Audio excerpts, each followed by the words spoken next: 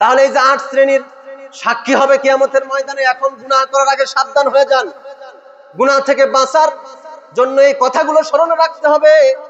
তাহলে এই 8 শ্রেণীর সাক্ষী কিয়ামতের ময়দানে আমাদের বিরুদ্ধে দাঁড়ায় যাবে।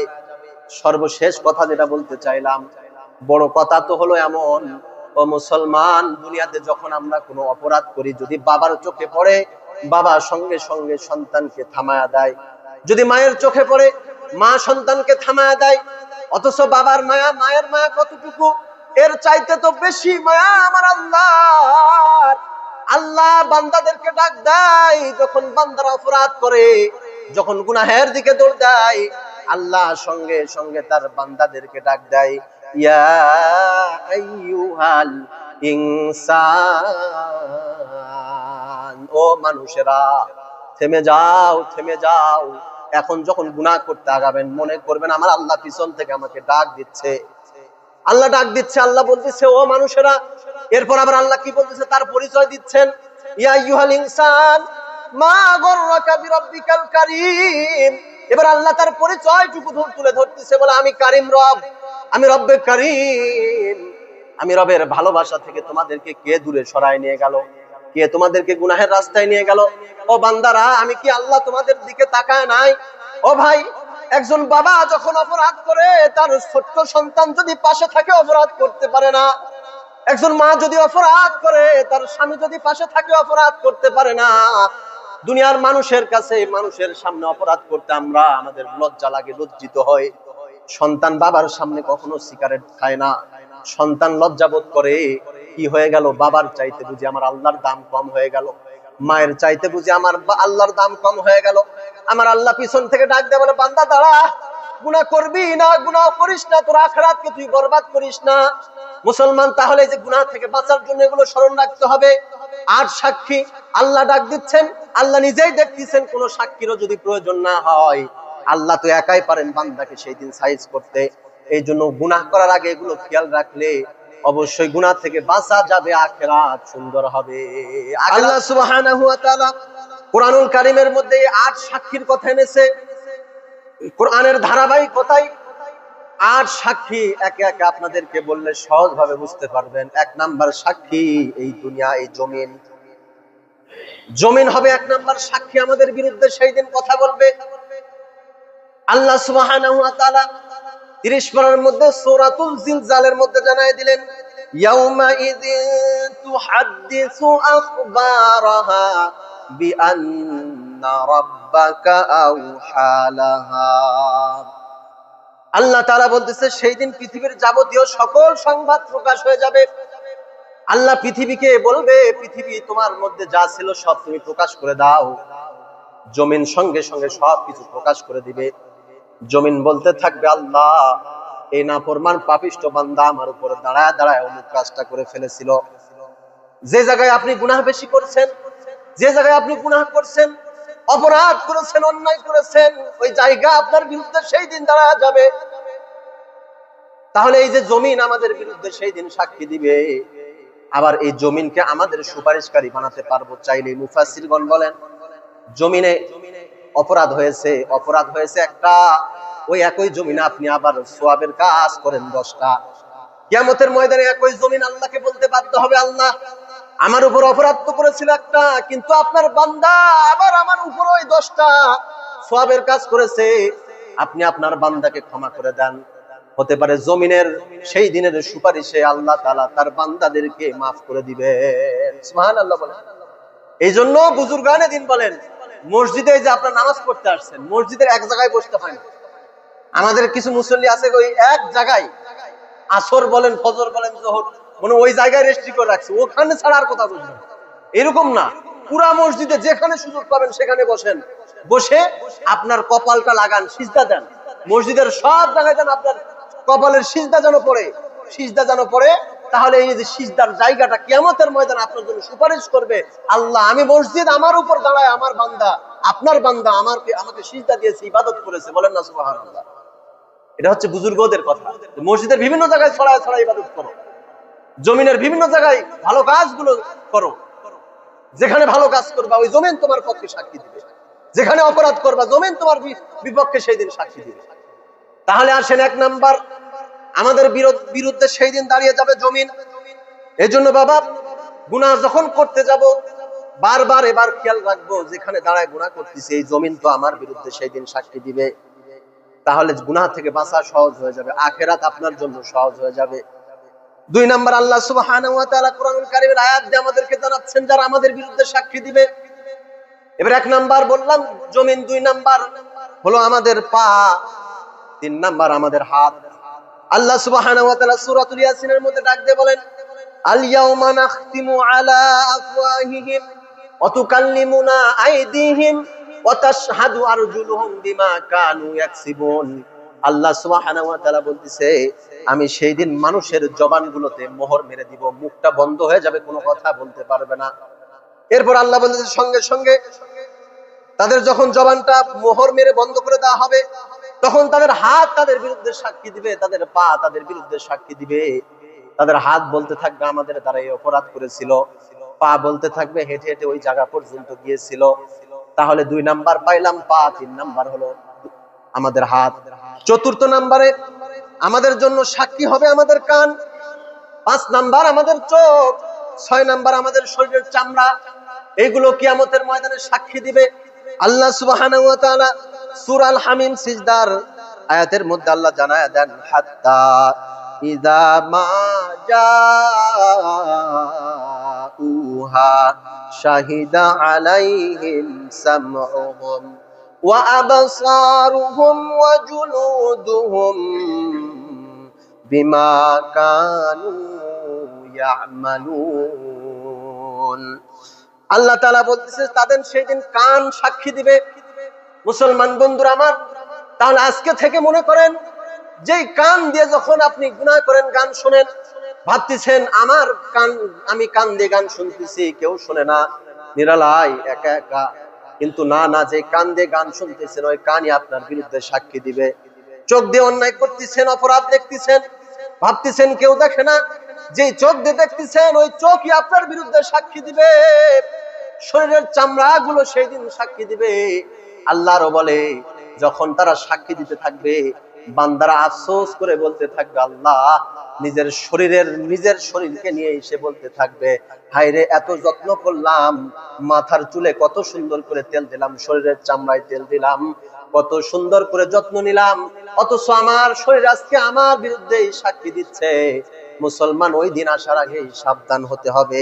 7 নম্বরে যারা আমাদের বিরুদ্ধে সেই দিন সাক্ষী দিবে, 7 নম্বর দলিল, 7 নম্বর সাক্ষী 30 পারার মধ্যে সূরাতুল আল ইনফিতরের মধ্যে আল্লাহ তাআলা জানায়া দেন, ওয়া ইন্না আলাইকুম লাহাফিযিনা কিরামান কাতিবিন ইয়ালামুনা মা তাফআলুন। 7 নাম্বার আল্লাহ সুবহানাহু ওয়া তাআলা বলতেছে, সম্মানিত লেখকগণ, কিরামান কাতিবিন। আমরা মনে করি একটা হচ্ছে কিরামান আর একটা হচ্ছে কাতিবিন, এরকম না, না, আলাদা কোনো নাম নেই এদের। কিরামান কাতিবিন, সম্মানিত লেখকগণ, দুজনাই সম্মানিত ফেরেশতা।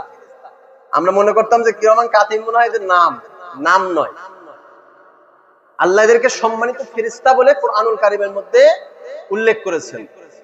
ইনিও সম্মানিত, উনিও সম্মানিত। দুইজন ফেরেশতা আছেন, একজন নেক আমল লিখতেছে আর একজন গুনাহ লিখতেছে। সম্মানিত উপস্থিতি, এই যে এতগুলো সাক্ষী, 8 নাম্বার সাক্ষীটা শুনেন। 8 নাম্বার সাক্ষীকে আমার তো মনে হয় এটা সব থেকে বড় সাক্ষী, সব থেকে বড় সাক্ষী এটা। কারণ রাসূলকে উদ্দেশ্য করে আল্লাহ বলতেছেন, রাসূল আপনি দেখবেন সেই দিন আপনার উম্মতের কি হালত হবে। আপনার একদল উম্মত পাপিষ্ঠ বদকারদের কি হালত হবে আপনি নিজের চোখে সেই দিন দেখবেন।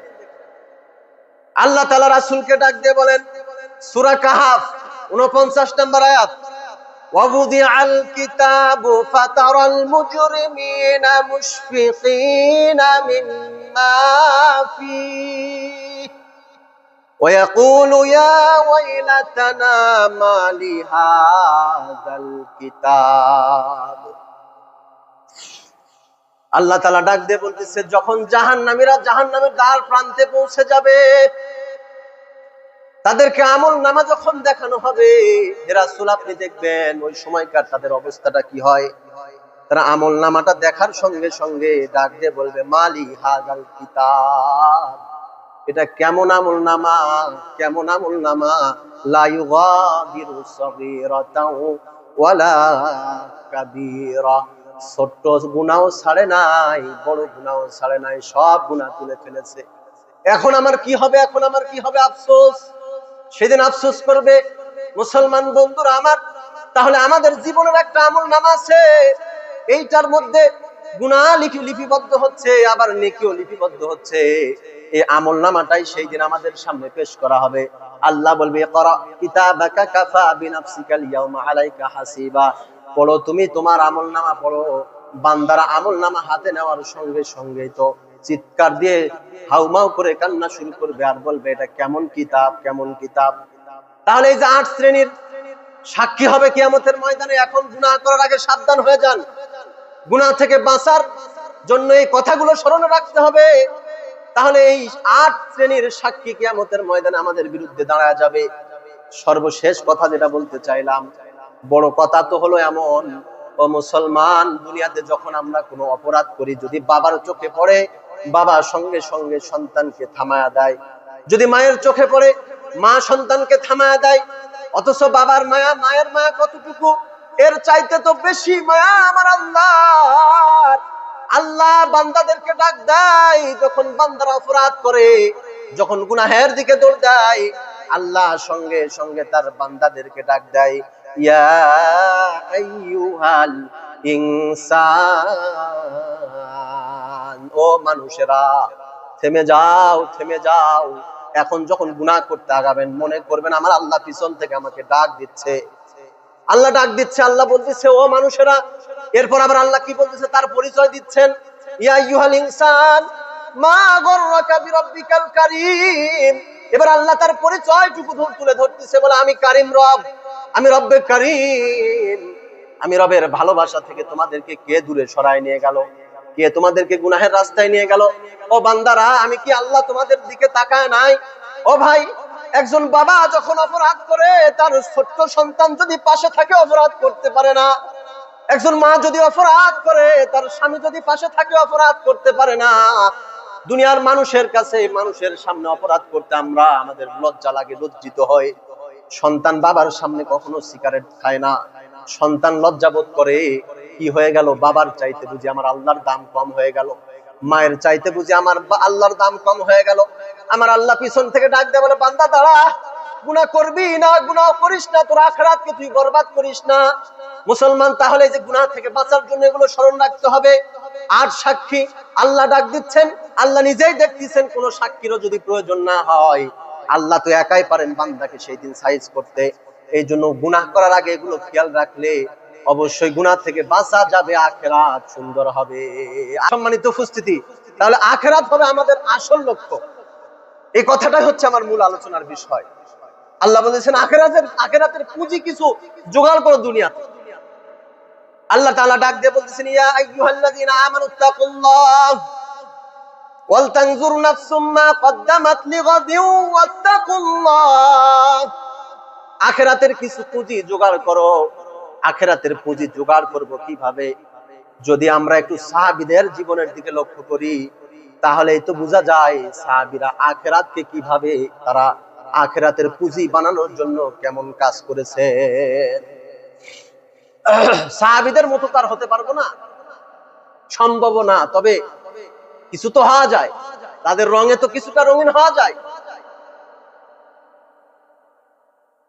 হযরত আবু বকর সিদ্দিক রাদিয়াল্লাহু তাআলা আনহু যখন খলিফাতুল মুসলিমিন, উনি যখন রাষ্ট্র পরিচালনা করতেছিলেন, ওনার রাষ্ট্র পরিচালনার একটা নিয়ম ছিল, মসজিদে নববীর সামনে একটা লম্বা লিস্ট টাঙানো থাকতো। ওই লম্বা লিস্টের মধ্যে কিছু মানুষের নাম থাকতো যারা অসহায়, দরিদ্র, এতিম অথবা বিধবা, যে সমস্ত সন্তানদের মা বাবা নাই, অথবা ওই বৃদ্ধা নারী যার স্বামী যুদ্ধের ময়দানে শহীদ হয়ে গেছেন অথবা দুনিয়াতে নাই, এরকম মানুষদের লিস্ট টাঙানো থাকতো। যার ইচ্ছে সে যে ওই অসহায় বিধবা মানুষদের খেদমত করতে পারত, যার ইচ্ছে সে করবে। হযরত ওমর ফারুক রাদিয়াল্লাহু তাআলা আনহু উনি একদিন মসজিদে নববীর সামনে ওই বোর্ডটার সামনে যে দাঁড়ালেন, দেখি তো কার নামের পাশে ফাঁকা আছে, কে এখনো কাজের লোক পায়নি, আমি তার বাড়িতে যে খেদমত করব। দেখেন যে একজন বিধবা নারী, বৃদ্ধা মহিলা, তার বাড়িতে কাজের লোক নাই, তার বাড়ির ও তার নামের পাশের জায়গাটা ফাঁকা পড়ে আছে। সিদ্দিক হযরত ওমর ফারুক রাদিয়াল্লাহু তাআলা আনহু ওই বিধবা বৃদ্ধা নারীর বাড়িতে গেলেন ফজরের পর, ফজরের নামাজ পড়ে দেখছেন, এরপর সোজা চলে গিয়েছেন তার বাড়িতে। যাওয়ার পর ডাক দিয়েছেন, বৃদ্ধা নারী, মা বাড়িতে আছেন? আমি খাত্তাবের ছেলে ওমর এসেছি, যদি একটু সুযোগ দেন তো আমি আপনার সেবা করতে চাই, আপনার বাড়ির কাজগুলো করে দিতে চাই। বৃদ্ধা নারী বলতেছে, বাবা আমার বাড়িতে তো প্রতিনিয়ত একজন আসে, আজকেও সে কাজ করে দিয়ে চলে গিয়েছে তুমি আসার আগেই। হযরত ওমর ফারুক রাদিয়াল্লাহু তাআলা আনহু চিন্তা করলেন, নাম তো ফাঁকা দেখলাম, কে এমন হৃদয়বান বান্দা আছে যে এই বুড়ির গোপনে খেদমত করতেছে, মানুষের সামনে প্রকাশ করে না, তাহলে আগামী কালকে ফজরের আগে আসবো। পরের দিন তাহাজ্জুদের ওয়াক্তে ফজরের নামাজের আগে সে বুড়ির বাড়িতে হাজির হয়েছেন। বুড়ির বাড়িতে এসে ডাক দিয়ে বলতেছেন, বুড়ি মা বাইরে আসেন, আমি খাত্তাবের পোলা ওমর এসেছি আপনার বাড়ির সেবা করতে, আপনার কাজ করতে। বুড়ি ভিতর থেকে ডাক দিয়ে বলতেছে, আমার কাজ যে আল্লাহর বান্দা করে যায়, আজকেও আগে এসে কাজ করে দিয়ে চলে গিয়েছে। ওমর ফারুক রাদিয়াল্লাহু তাআলা আনহু আশ্চর্য হলেন, কে এমন মানুষ, আমি তো কোনো সুযোগই পাচ্ছি না, কাজ করব দূরের কথায় মানুষটাকে আগে দেখতে হবে। পরপর 3 দিন মানুষের খবর পাই নাই। এবার উনি এশার নামাজ পড়ে আর বাড়িতে না যে বুড়ির বাড়ির পাশে একটা গোপন জায়গায় বসে আছে, কে আসবে দেখি, আজকে তার মুখটা আমাকে দেখতে হবে, গোপনে কে এমন ইবাদত করতেছে। হঠাৎ করে দেখতেছে গভীর রাত, চাদর পরিহিত একজন মানুষ, পায়ে কোনো স্যান্ডেল নাই, খালি পায়ে হাঁটি হাঁটি পা পা করে পা টিপে টিপে আস্তে আস্তে বুড়ির বাড়ির দিকে রওনা দিল। বুড়ির বাড়ির মধ্যে প্রবেশ করে বাড়ির কাজগুলো কমপ্লিট করে আবার যখন বাড়ির মধ্যে থেকে বের হয়ে আসলো, হযরত ওমর ফারুক রাদিয়াল্লাহু তাআলা আনহু ওই গোপন জায়গা থেকে বের হয়ে সরাসরি মানুষটার সামনে যে দাঁড়ালেন। যখন মানুষটার সামনে যে দাঁড়ায় আছে, কে আপনি গো, চাদর মোহিত অবস্থায় মুখটা দেখান। যখন চাদরটা সরাইছে, আর সাধারণ কোনো মানুষ নয়, খলিফাতুল রাসূল, রাষ্ট্রের প্রধান যিনি হযরত ওমর ফারুক রাদিয়াল্লাহু তাআলা আনহু দেখলেন হযরত আবু বকর আমার সামনে দাঁড়ায় আছে। আওয়াজ করে বলেন আল্লাহু আকবার। আবু বকর সিদ্দিক আমার সামনে দাঁড়ায় আছে, ডাক দেয়া বললেন, ভাই রে, ও আবু বকর, আপনি রাষ্ট্রের প্রধান হয়ে বুড়ির খেদমত করতেছেন, আমরা কি নাই, আমাদেরকে কি একটু সুযোগ দেওয়া যায় না? আমরাই তো আছি আপনার কর্মচারী, আপনি রাষ্ট্রের প্রধান হয়ে আপনি বুড়ির খেদমত করতেছেন, আর আপনার পায়ে জুতা কোথায়? জুতা তো নাই আপনার পায়ে, আপনি কি জুতা হারায় ফেলছেন? হযরত আবু বকর সিদ্দিক রাদিয়াল্লাহু তাআলা আনহু আশ্চর্য জবাবগুলো একটু শুনেন, রাষ্ট্রপ্রধানের জবাব কি। উনি বলতেছেন, ভাই ওমর, আমি পায়ে জুতা পরে যদি মদিনার গলিতে চলাফেরা করি, এখন তো গভীর রাত, ওই সময় তো আর আমাদের মতো এত নরম নরম জুতা ছিল না, খড়মের জুতা, আওয়াজ হতো খড়ম খড়ম করে। এই আওয়াজের শব্দে, আমি রাষ্ট্রপ্রধানের আওয়াজের শব্দে যদি মদিনার একটা মানুষের ঘুম ভেঙে যায়, কিয়ামতের ময়দানে যদি আল্লাহ আমাকে ডাক দিয়ে বলে, এ আবু বকর, রাষ্ট্রপ্রধান হয়েছিল, দম্ভ ভরে জমিনে চলেছো, তোমার পায়ের আওয়াজে একজনের ঘুম ভেঙেছে, আমি আবু বকর কি জবাব দিব আল্লাহকে? আল্লাহু আকবার বলেন না। রাষ্ট্রপ্রধানের চিন্তা দেখেন। বুঝলাম জোতা নাই, কিন্তু আপনি কেন খেদমত করতেছেন এত গভীর রাতে? জবাবটা কি? জবাব শুনেন। তবে জবাব শোনার আগে এই মানুষটার ওজনটা একটু শুনে নেন। মানুষ কেমন, তার কথার ওজন কেমন, মানুষের উপর নির্ভর করে। রাষ্ট্রপ্রধানের একটা কথার আর আমার কথা এক হবে না, রাষ্ট্রপ্রধানের কথার অনেক দাম। ও আবু বকরের কথা পাওয়ার বুঝে আসবে আবু বকর যখন, আবু বকরের দাম যখন বুঝবেন। আবু বকর কে? আবু বকর হচ্ছে ইসলামের প্রথম ওই মানুষ যে রাসূলের হাতে হাত রেখে কালেমা পড়ে মুসলমান হয়েছিলেন। কালেমা পড়ে মুসলমান হয়েছে আবু বকর ওই মানুষ যে মানুষ রাসূলের পরে সর্বপ্রথম জান্নাতে যাবেন। আবু বকর তো ওই মানুষ যে মানুষকে জান্নাতের 8 দরজা ডাকতে থাকবে, আমার মধ্যে দিয়ে জান্নাতে আসো, আল্লাহু আকবার বলে। আবু বকর তো ওই মানুষ, আম্মা জান আয়েশা রাদিয়াল্লাহু তাআলা আনহা একদিন গভীর রাতে আসমানের দিকে তাকায় দেখে লক্ষ লক্ষ তারকা। আল্লাহ রাসূলকে প্রশ্ন করলেন, ইয়া রাসূলুল্লাহ, আপনার কি এমন কোন উম্মত আছে যে উম্মতের আমল আকাশের তারকার চাইতেও বেশি? আল্লাহ রাসূল সাল্লাল্লাহু আলাইহি ওয়াসাল্লাম বললেন, হ্যাঁ, আমার এমন একজন উম্মত আছে, তিনি হলেন হযরত ওমর ফারুক রাদিয়াল্লাহু তাআলা আনহু। সুবহানাল্লাহ বলেন। আম্মা জান মনে করছিলেন যে আমার বাবার কথা বলবে, আবু বকরের কথা বলবে, মনটা একটু খারাপ হলো। আল্লাহ রাসূল বুঝতে পারলেন চেহারার ভঙ্গি দেখে বাবার কথা বলে নাই, তাই হয়তো মনটা একটু খারাপ হয়েছে। সঙ্গে সঙ্গে আল্লাহ রাসূল বললেন, আয়েশা, আবু বকরের তোমার বাবার কথা শোনো, আমার এমন একজন উম্মত আছে। আরে ওমরের সমস্ত আমল কেন, বরং আমার যত উম্মত আছে সব উম্মতের একার আমল যদি এক পাল্লায়, আর আবু বকরের আমল একাই যদি এক পাল্লায় দেওয়া হয়, আমার আবু বকরের আমল সব থেকে বেশি হবে। এই তো সেই আবু বকর, যে আবু বকর জান্নাতুল বাকির পাশে গিয়ে গভীর রাতে হাউমাউ করে চিল্লাচিল্লি করে কান্না করতেন। সাথীরা এসে তার কান্নার আওয়াজে ঘুম ভেঙে পাশে এসে দাঁড়াতো। আবু বকরের কান্না দেখে তারা কান্না শুরু করতেন। কেন কাঁদেন আবু বকর? আবু বকর চিৎকার করে বলতো যে আমার সাথীরা এখানে ঘুমায় আছে, যাদের সাথে আমি যুদ্ধ করেছি। আমার সাথীরা এখানে ঘুমায় আছে, যাদের সাথে আমি দাওয়াত দিয়েছি। অনেকেই তো এখন জান্নাতের নিয়ামতে আছে, আমি আবু বকর জান্নাতি সুঘ্রাণ তাদের কবর থেকে পাচ্ছি। সুবহানাল্লাহ। কিন্তু আমি আবু বকরের কি হবে? আখিরাতে আমি আবু বকরের কি হবে? আবু বকর তো ওই সাহাবী, যে সাহাবীর কথা কোন সাহাবী আল্লাহ তাআলা সাহাবী বলে সম্বোধন করেন নাই কোন সাহাবীকে, কিন্তু আবু বকর রাদিয়াল্লাহু তাআলা আনহুর কথা সরাসরি কোরআনের মধ্যে আল্লাহ তাআলা সাহাবী বলে ঘোষণা করেছেন। সুবহানাল্লাহ বলেন। এই হচ্ছে সেই সাহাবী আবু বকর রাদিয়াল্লাহু তাআলা আনহু। জবাব দিলেন কি জানেন? আবু বকর রাদিয়াল্লাহু তাআলা আনহু জবাব ছিল, আরে ভাই ওমর, আমি রাষ্ট্রপ্রধান হয়েছি তো কি হয়েছে? তোমরা সবাই আমল করো, সবাই নেক আমল করো, গোপনে গোপনে সবারই ইবাদত আছে, কিন্তু আমি আবু বকরের তো কোনো পুঁজি নাই, আমি আবু বকরের তো কোনো আমল নাই। আমি আবু বকর কি একটু আমল করে আখিরাতটা সুন্দর করতে পারি না? সুবহানাল্লাহ বলেন। আরে ভাই, কেমন পুঁজি বানিয়েছে তারা! জান্নাতি মানুষ। আল্লাহ রাসূল সর্বপ্রথম বলেছে আবু বকর জান্নাতে যাবে। সর্বপ্রথম 10 জন সাহাবীর মধ্যে সর্বপ্রথম আবু বকরের নাম ঘোষণা করেছে। ওই মানুষ যদি এরকম করে কান্না করতে পারে, এই আখিরাতের পুঁজির জন্য পেরেশান হতে পারে, তা আমার আপনার কি হয়েছে? আমার আপনার তো পুঁজি নাই। আমাদের পুঁজি আছে বটে, আমাদেরও পুঁজি আছে, তবে আমাদের পুঁজি আমলের না, আমাদের পুঁজি হচ্ছে গুনাহের পুঁজি। আমাদেরও পুঁজি আছে, আমাদের পুঁজি আমলের না, আমাদের পুঁজি নামাজের না, আমাদের পুঁজি দান সৎকার না, আমাদের পুঁজি সত্য কথা বলার না, আমাদের পুঁজি হচ্ছে গুনাহের পুঁজি।